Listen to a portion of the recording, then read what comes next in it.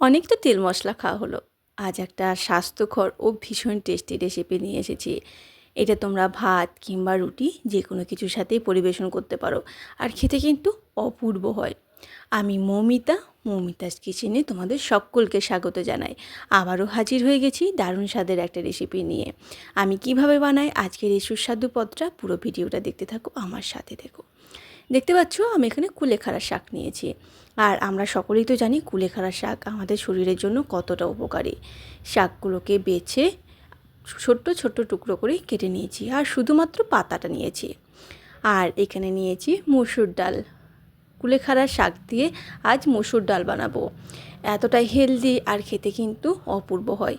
আমার মতন এইভাবে বানাও, তাহলে কিন্তু আর কষা লাগবে না, কষা ভাবটা চলে যাবে। অনেকের মনে হয় যে কুলেখাড়া শাক কষা খেতে ভালো লাগবে না, তো তাদেরকে একবার রিকোয়েস্ট করব এইভাবে বানিও। কড়াইয়ের মধ্যে জলটাকে আগের থেকেই ভালো করে গরম করে নিয়েছিলাম, তারপরে ধুয়ে রাখার ডালটা দিয়ে দিলাম। আর এই যে ডালটা যখন ফুটবে, এই ফেনাটাকে অবশ্যই ফেলে দিও, তাহলে ডালের টেস্টটা আরও বেড়ে যাবে। সমস্ত ফেনাকেই বেশ সুন্দর করে তুলে ফেলে দিয়েছি। এরপর দিয়ে দিচ্ছি হলুদের গুঁড়ো আর একটু লবণ হলুদ দিয়ে ডালটাকে চাপা দিয়ে দিলাম। যতক্ষণ ডালটা সেদ্ধ হচ্ছে, কে কোথা থেকে আমার ভিডিওটা দেখছো ছোট্ট একটা কমেন্ট করে অবশ্যই জানিও, তবেই তো তোমাদের ধন্যবাদ দেব। ডালটা কিন্তু আমার অনেকটাই সেদ্ধ হয়েছে। এরপর এই পর্যায়ে আমি এখানে একটা টমেটোকে ছোট্ট ছোট্ট টুকরো করে রেখেছিলাম, সেই টমেটোটা আর ধুয়ে রাখা শাকটা দিয়ে দিলাম। টমেটোটা আর শাকটা এরপর একটু ভালো করে মিশিয়ে নেব। আমি ফার্স্টেই দিইনি, কেননা তাতে করে শাকটা বেশি সেদ্ধ হয়ে যাবে। এখন দিলাম, সব কিছুকে নাড়াচাড়া করে আবারও ঢাকা চাপা দিয়ে দিলাম। আর খুব বেশি সময় একদমই লাগে না, খুব তাড়াতাড়ির মধ্যে এই রান্নাটা হয়ে যায়। দেখো ডালটা আমার কিন্তু বেশ সুসেদ্ধ হয়ে গেছে। ডালটা এই রকম একটু পাতা পাতায় রাখবো, আর খুব বেশি গলাবো না। এরপর ডালটাকে নামিয়ে ওই কড়াইয়ের মধ্যেই ফোড়ন দিয়ে দেবো।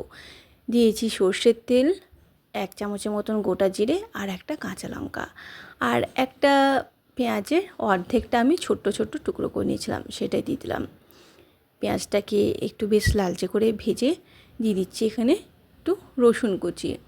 রসুনের ফ্লেভারটা কিন্তু ডালের মধ্যে বেশ ভালো লাগে। ব্যাস, পেঁয়াজ আমাদের লাল করে ভাজা হয়ে গেছে, রসুনটাও একটু ভাজা হয়ে গেছে। এরপর যে ডালটা সেদ্ধ করে রেখেছিলাম, সে সেদ্ধ করে নেওয়া ডালটা দিয়ে দিচ্ছি।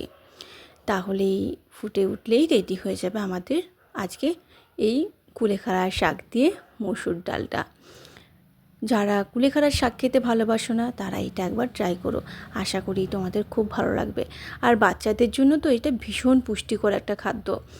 বাচ্চাদের জন্য তোমরা কিন্তু এটা অনায়াসে বানিয়ে দিতে পারো। আর একটু মুখরোচকও, এই পেঁয়াজ রসুন দেওয়ার জন্য তাদের খেতে কিন্তু বেশ ভালোই লাগবে। এই ছিল আমার আজকের রেসিপি। তোমাদের কেমন লাগলো ছোট্ট একটা কমেন্ট করে অবশ্যই জানিও। যদি ভালো লেগে থাকে তাহলে বন্ধুদের সাথে শেয়ার করে আমার পাশে থেকো।